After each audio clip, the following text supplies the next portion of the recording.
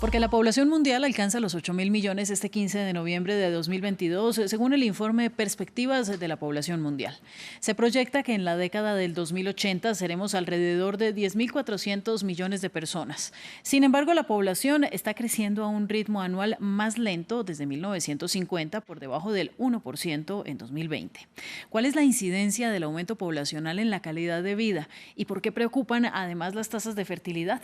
Para el análisis sobre el tema se conecta con nosotros Javi Raboso. Él es sociólogo por la Universidad Complutense de Madrid y responsable de campañas de paz y derechos humanos en Greenpeace España. Muchas gracias a usted por estar con nosotros. En 2023, India superaría a China como el país más poblado del mundo. ¿Por qué y qué implicaciones tiene ello para ambos países? Tanto para esos países, buenos días, tanto para esos países como para el resto del mundo, las dinámicas de población, es decir, los flujos, los nacimientos, defunciones, tasas de fertilidad y las migraciones, tienen un impacto sobre precisamente los recursos globales de los que contamos, que cada vez más somos conscientes de que son recursos limitados en este sentido. El crecimiento de la población es uno de los factores que precisamente entran en correlación con estos recursos limitados, pero es inevitable tener en cuenta consideraciones como las que ya se han comentado de justicia climática, o plantearnos preguntas que son siempre pertinentes, como la cantidad de recursos per cápita que en cada uno de los lugares pues se utilizan, tanto de electricidad como de agua, etcétera, etcétera, y los movimientos efectivamente de población, las formas incluso de asentamiento de población, en el cual el asentamiento de población en megaciudades, por ejemplo, tiene consideraciones en cuanto a los recursos disponibles muy diferentes a otros tipos de asentamientos de población que no juntan a 20 millones de personas en una misma ciudad. Claro, pero ahí hay una paradoja porque, entre tanto, la fertilidad ha disminuido en las últimas décadas en muchísimos países. En la actualidad son 2/3 de la población mundial que viven en un país o en un área donde la fecundidad es inferior al 2,1, hablando de nacimientos por cada mujer. ¿Cuáles son los problemas de no tener tantos nacimientos como en el pasado y cómo se reconcilia esto con la idea de que somos demasiados en la Tierra explotando los recursos limitados? Por un lado, estas dos preguntas son ciertamente pertinentes en este momento en el que, digamos, aproximadamente se calcula que podríamos llegar a esos 8.000 millones de personas. Por un lado, la tasa de reproducción, que está establecida en 2,1 hijos por mujer, efectivamente, en países, especialmente en Asia, en Norteamérica y en Europa, la mayor parte de países ya no lo alcanzan. Esto no ha de suponer per se una problemática, especialmente combinado con la otra cuestión, que es la cuestión de si somos o no demasiadas personas en el planeta. Por supuesto, bajo una perspectiva marcada por los derechos humanos, no podemos decir somos demasiadas personas, pero sí cabe esta pregunta que de alguna manera choca con algunos límites éticos de entender abiertamente de si necesitamos seguir creciendo a este ritmo o no. Para esto no hace falta aplicar políticas draconianas y establecer límites de hijos por mujer, etcétera, etcétera. Pero sí que ha de ser considerado efectivamente como uno de los factores que se han observado más efectivos al respecto, que es la salud sexual y reproductiva de las mujeres. En este sentido, todos los feminismos y el movimiento por la igualdad de género tienen mucho que decir sobre este aspecto.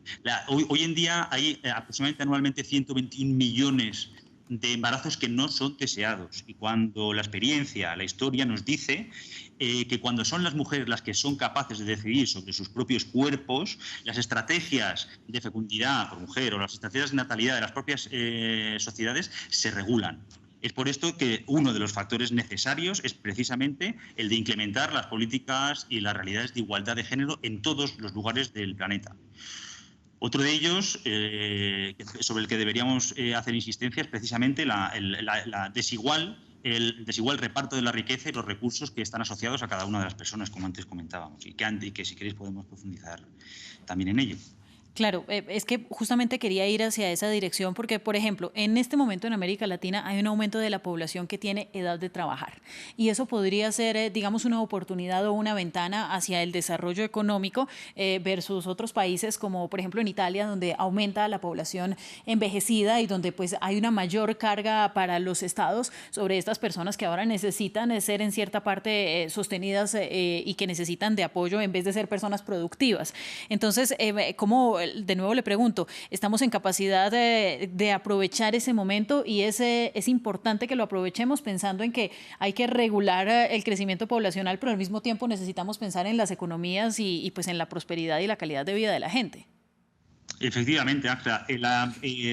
En primer lugar, cuando hablamos de diferencias de crecimientos poblacionales en un lugar y en otro, en pirámides de población envejecidas, como lo es la población europea en general, y no lo es América Latina, cuando hablamos de flujos migratorios, primero hay que poner sobre la mesa que migrar es siempre un derecho.